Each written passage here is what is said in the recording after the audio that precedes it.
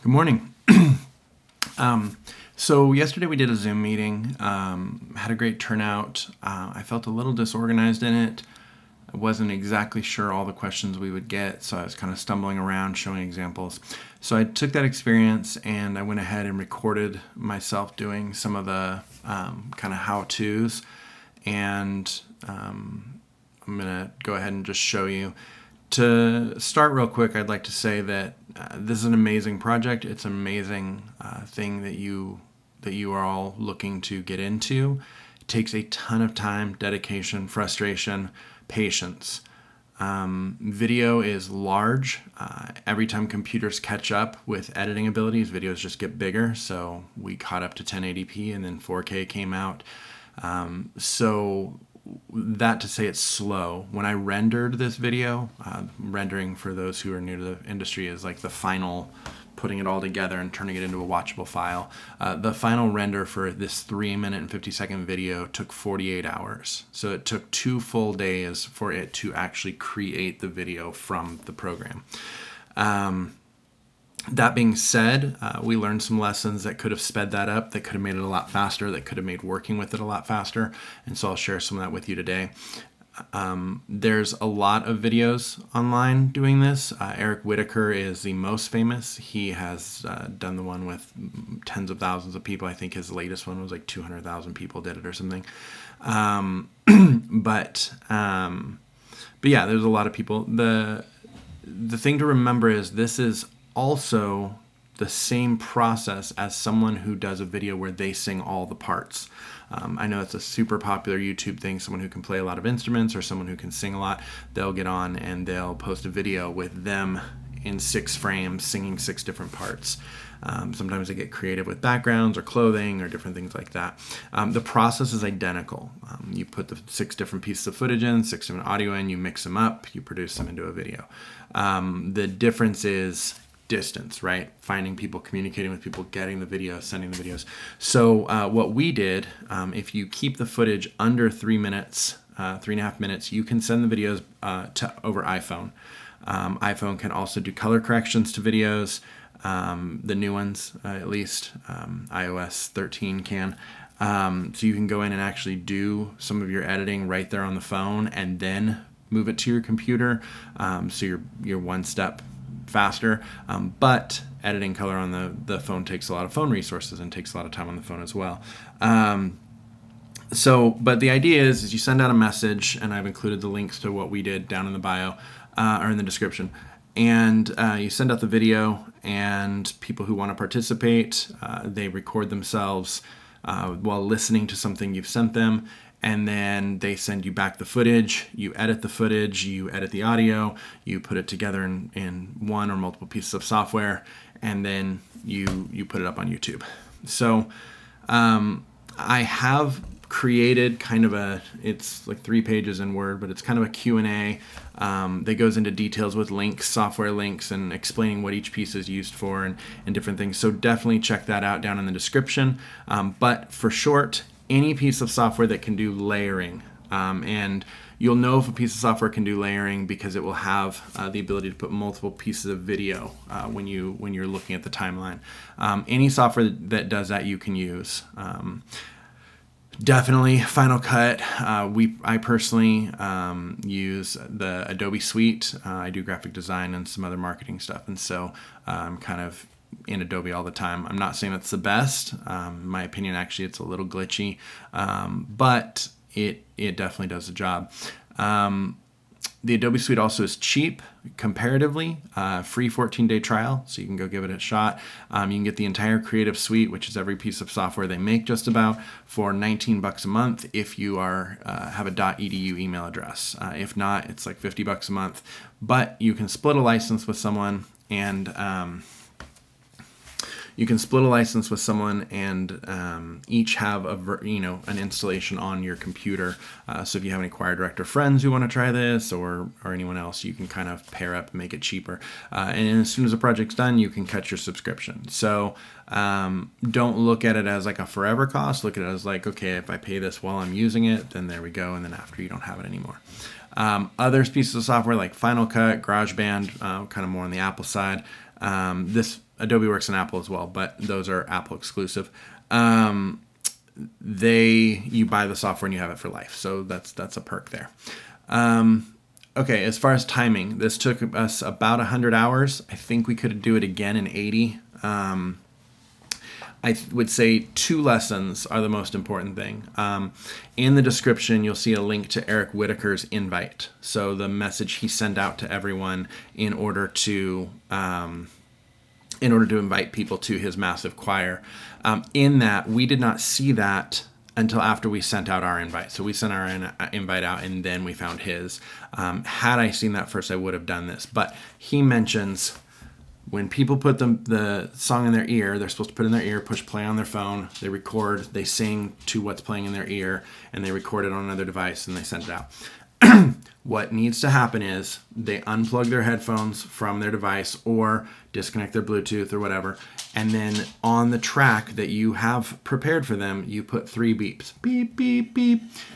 After the 3 beeps play and you can hear them on the recording, then, and actually if they want to sing through Bluetooth, technically they could hold the beep, beep, beep.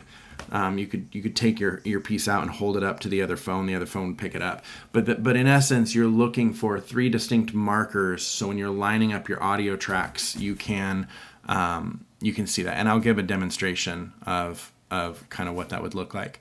Okay, so that's one thing. The second thing, the software, especially the Adobe Suite, has the option of moving between software. So you can open up a piece of audio, or you can open up a video file in Adobe Premiere, and then you can right click on it and say edit in After Effects. And so then you can click that and it will open After Effects, you do your color corrections, and then you click save and it kicks you back to Premiere.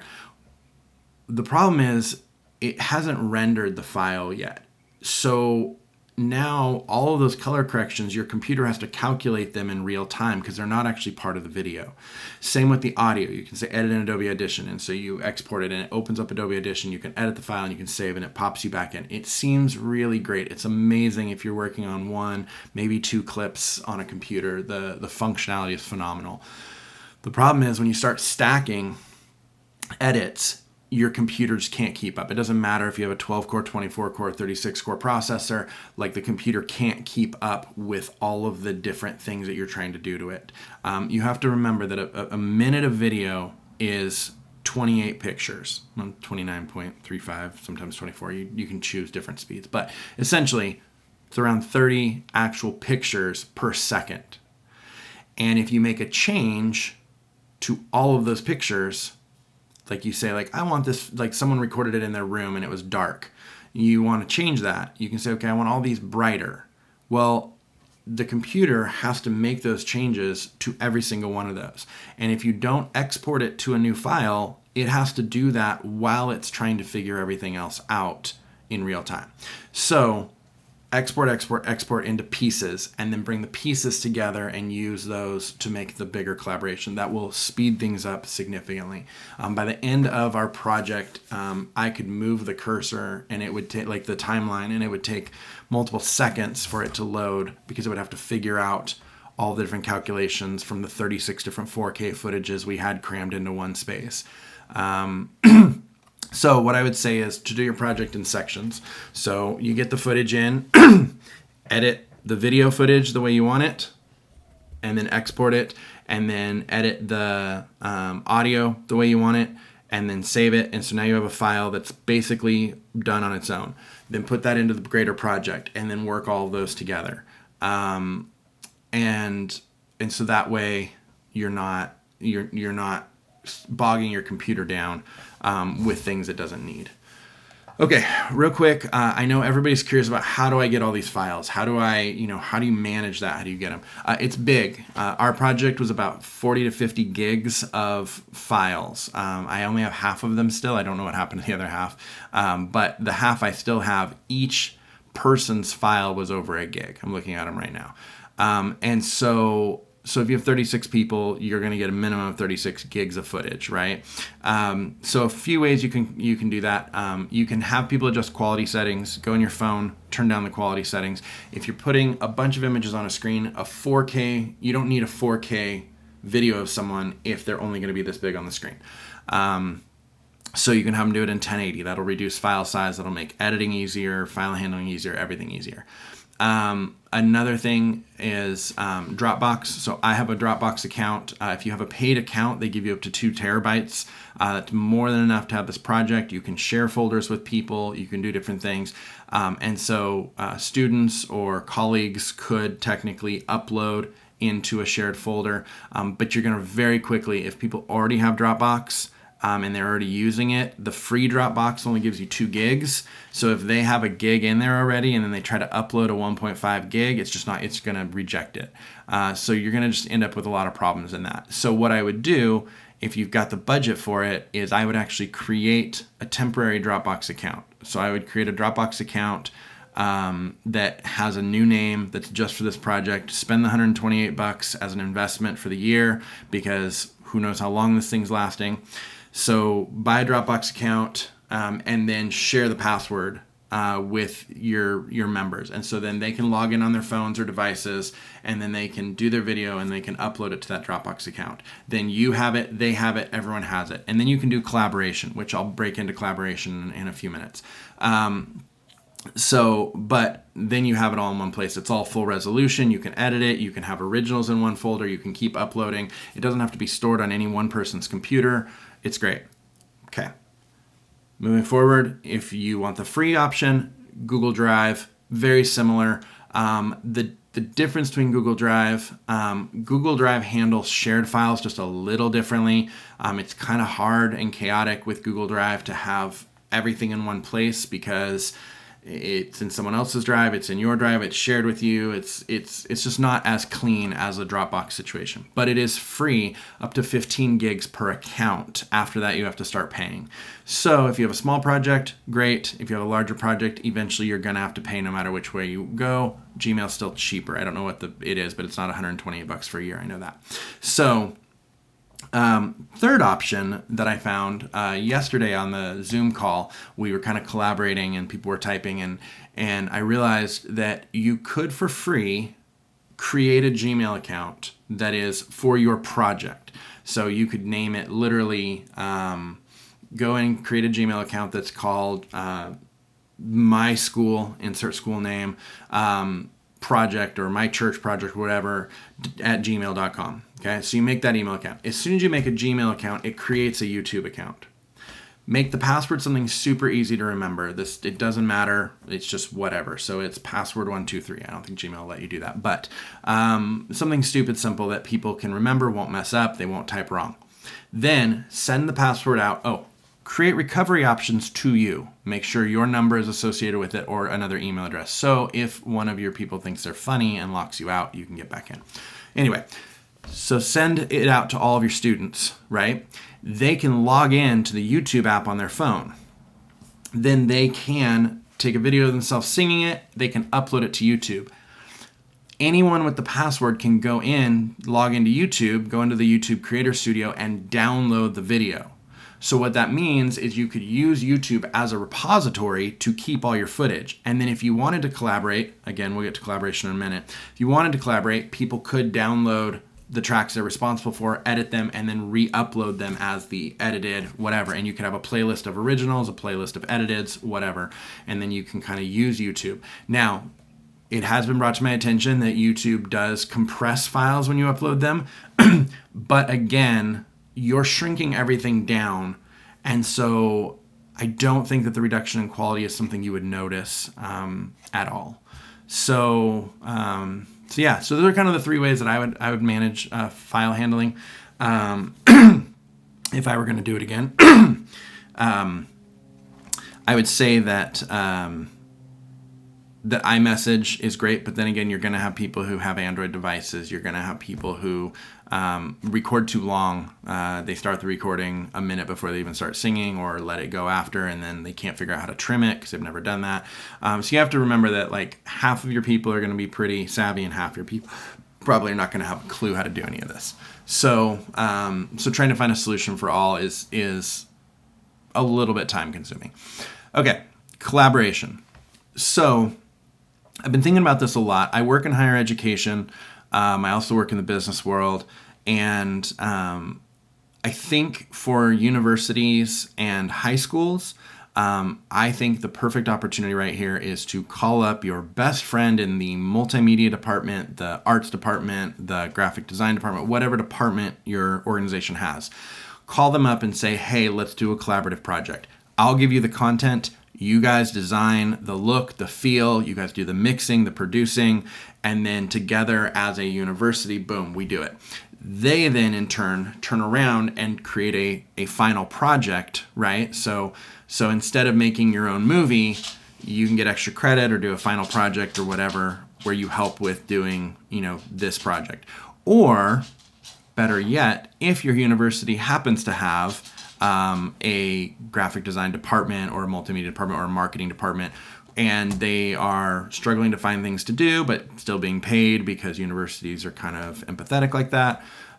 Maybe they could even help you, and this could be something that the university produces, right?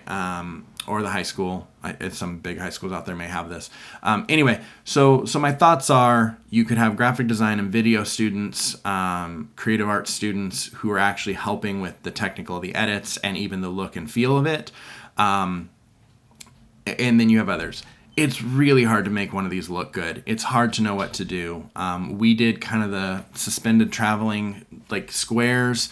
I'm still not sold. I've seen some other ones I think that are done very tastefully, but still it's a lot of people in a small space. And so we did one. It's a O Come All You Faithful. We did it for Christmas. And it's just everybody's suspended in space and floating around. We did black backgrounds with heavy front light. And I don't know. It's kind of corny itself. I think all of these projects kind of are going to have a little bit of that feel. But the ones that I have seen where I've been like, okay, they did a really good job at this. Whoever did it took it from like a really graphic design approach, like a videographer approach. And so I would say if you have that opportunity, do it. If not, if you're a community organization, if you're anything else, solicit help. Ask through the community, like ask through the organization. Do you have friends? Do you have relatives? Do you have people who are unemployed, who don't know what to do, who are scared and they just want to edit things, Find some volunteers to edit the raw footage. Get everybody's colors the same. As I said, if you can keep the whatever it is, keep it under 3.5 minutes, and editing can be done on a phone. And so you literally could say to people, hey, I'm going to send you a couple video files over iMessage, and will you please color correct these so they all look similar? And the person can do that on their phone. It'll take several hours to do because you do it on the phone and then you have to save it and it takes a while. And then they can shoot those back to you. And then that part of the project's done and then you've just managed it, right? Same with audio. Find someone... Find someone who thinks that would be cool. Find a sound man from your church. Find somebody who has the understanding of mixing, right? The idea of mixing audio. And then strip down the files and shoot them the individual audio files and have them, mix the tenors together, or have a group of people, have somebody do, here's the tenors, here's the sopranos, and they do that mix, they send it back to you, and then you're responsible for the final blend, right? So those are ways that I've kind of thought maybe people could be collaborative in this. The last way, if you're a community organization, call around, see if there's some marketing or graphic design or videographer or studios who might want to take on a project to get their name out there. Our video right now just went viral. I mean, we're getting 15,000 views per minute, per hour, 15,000 views per hour. And it's because everybody wants to do this right now. And so the first few marketing companies, graphic design companies, video production studio companies who could produce something that looks really good and stamp their name on it could be a good opportunity. Maybe it's your organization who talks somebody into that. So I would say there's a lot of collaborative ideas right now and ways that you could do that. So, okay, at this point, I've answered and put links down in the description, so go ahead and take a look at that. I think I've covered most things here that I covered in the Zoom meeting, and I just saved you, 40 minutes of time of me bumbling around and saying a lot. There it is. So now I'm going to do a screen record of... sorry, my computer's went to sleep. So at this point, I'm going to do a screen recording of me doing this with 2 files. And I'm going to show you in Premiere the essential dropping it in, resizing, putting them next to each other. I'm going to show you how the audio looks and feels. And then I'm going to show you the color correct step, and then I'm also going to show you what it looks like in Adobe Audition. And so I'm just going to do a real quick on all 3 of these. I'm going to try to keep it to 15 minutes because this is not necessarily designed to be a tutorial as much as a giving you the general idea of what you're getting yourself into. If it were a true tutorial, I would probably do a lot more steps. I'm just going to show you the most basic way that you can pump this out. We are going to, really quickly, we're going to go through what it would be like to layer 2 songs, or 2 files. So I'm going to go ahead and just use the footage that we have for the video. So we have Tiffany and Amanda, and they were 2 who started. They were both actually recorded in our house, which is why you see them in the same place. Amanda was visiting San Diego when we were doing this, and so even though she lives in Hesperia, we actually were able to use our equipment. So we drop the 2 files in. When we do, then you right click on one and you just do new sequence from clip, and it's going to just drop it in here. You can open this file up and you can see the wavelengths that are going on. And then you take the one that isn't and you just drag it over to the other side. You want to make sure you don't overwrite it. There is something, if you go over it like that and then you come back, then the audio is gone. So obviously you can Control Z, but when you drop a file in, once you drop it in, you can move it around. Once you move it around, then you can overlay it. Okay, so now we've got the 2 files over each other. They're different lengths, they're in different places. And so the first thing that you can do, just to kind of see it, is you click on the top video, which is Tiffany's. You go up to Effects Controls, and you do Position and Scale. So you can click on this, and you can just make it smaller. And then you're like, oh, hey, there's Amanda next to her. And so you can just come over here and set her there. And then we come down to Amanda, and then we do the same thing. We just drop her scale a little bit, and then we just move her over to the right. And now we have both girls. Okay, so now you can see both women, but we are not linked up, right? So this is where Eric Whitaker's trick comes in, right? So you can always zoom on the timeline. So you zoom in, and if you had 3 distinct beeps, you could line up the beeps, and that would be super easy. But since we don't have 3 distinct beeps, we have to find some common place to link them. And so for me, I would say that we can just start with them. So Amanda started early, so Tiff. And so you don't need it to be at the beginning. You can just go, and looks like there's a very distinct start right there. So we'll go over and see again. Down in the river to pray. Oh, I'm dumb. They're not singing the same parts. So this is an example, a perfect example of where you need, in our video, Amanda didn't come in until the 2nd time through. So I forgot about that. Sorry about that. So we would listen to Tiffany all the way through. Studying about that. Oh, brothers, let's go. Okay, so this is actually where Amanda comes in. And so we'll move Amanda back down and move her to right here. And we're gonna be close. So now we zoom in a little.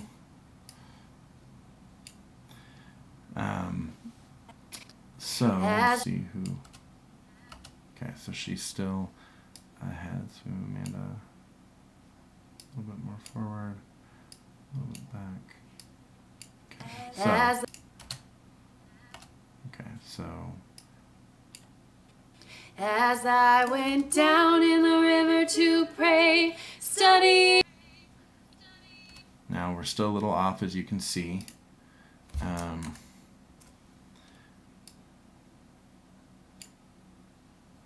So pray, studying about that good. Okay, so we're close. Close enough for this example. Then this is a volume. To You can pray, turn Amanda up. studying about that good old way, and who shall wear the starry crown, good Lord. Okay, Tiffany's still a little loud, so we'll just turn her down a little because you don't want to turn. You don't want to always just turn it up. Show You want me to the sometimes turn it down. way. Oh, fathers, So, so anyway, so that's that. And technically, you could do this, and you could have 10 people up on the screen.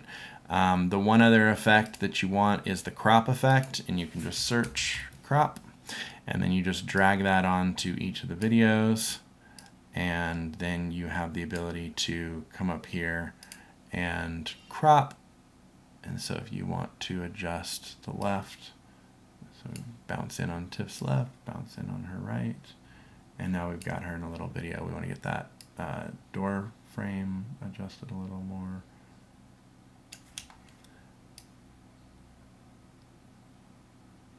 There we go, done. And then you can adjust the top and bottom if you want. And same with Amanda. We click on Amanda, we drop the crop onto Amanda, and then boom, we have the same adjustments. We go ahead and bring her in, and then we go ahead and bring her in from the right. And then if you want to do top and bottom, as I said, you can. And then you position them, and then there you go, you have it. So not bad. Now, if you want to do color corrections, so in these, I mean, there's really not, these were both recorded with decent lighting, not really anything we need to worry about. But if you did, you can go over and replace with After Effects composition. It will open your exact clip. In After Effects.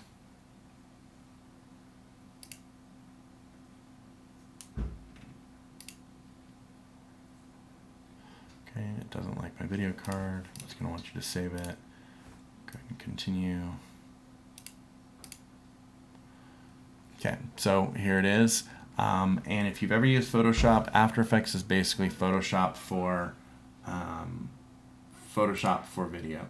So you come over here, and we'll just have some fun with this, and we'll drop a hue saturation onto it. And then over here you have your adjustments, and so we can actually oversaturate it, we can undersaturate it, make it black and white. You can go through and change the actual hue. So we can make Tiffany into an alien, and then there you go. And then all you have to do is click save, and as I said, it'll bounce it right back into. With the audio files, I would not do the bridge at all. What I would do is just strip them and put them into Audition. So again, we take the same files, and with Tiff and Amanda, oh, we'll not take it right.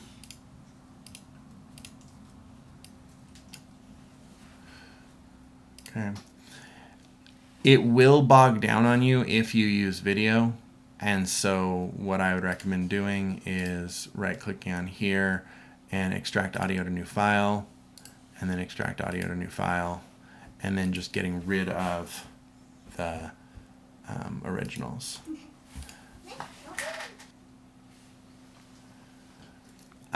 So once you have it in here, this looks scary. It's not at all.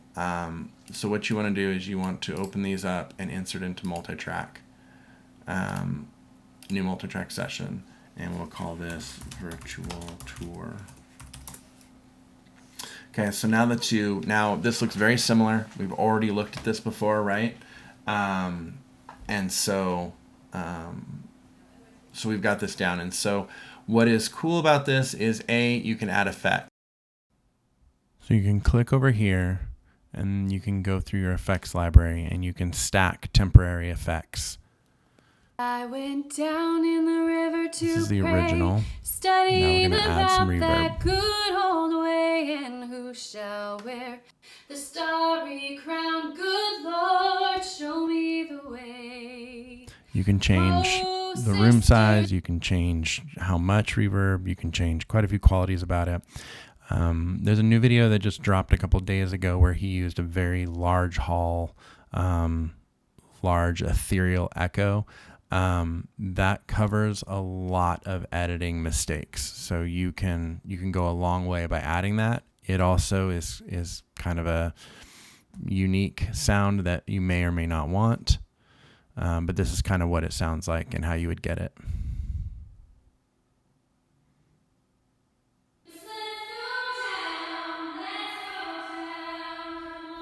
So, and you can obviously adjust less. Sisters, let's go down, And you can make the room size smaller. Then you can turn it on and off.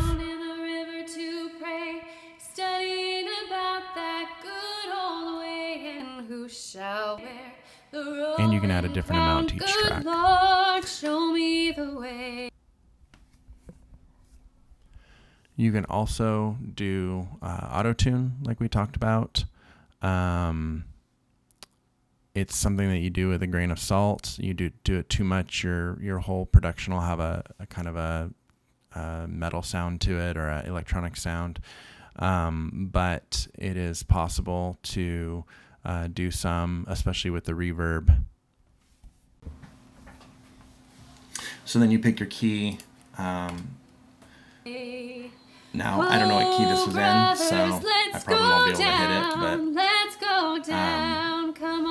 but it'll adjust and keep people on the key. But as I said, it also, in a large enough group with no music whatsoever, it can add a lot of digital sound. And then you can richen people up, you can add filter EQ and other things like that. So this is actually a really powerful tool. Now, here's the other thing. So I wish we had these lined up still. That good old way, and who shall wear the starry crown? So, as I went down in the river to pray, studying about that good old way, and who shall wear the starry crown? And you can move things around in real time, Lord, like you're show seeing. me the way. Oh, sisters, let's go down, let's go down, come on down. Oh, sisters, let's go down, down in the river to pray. As I went down in the river, Move this a little. studying about.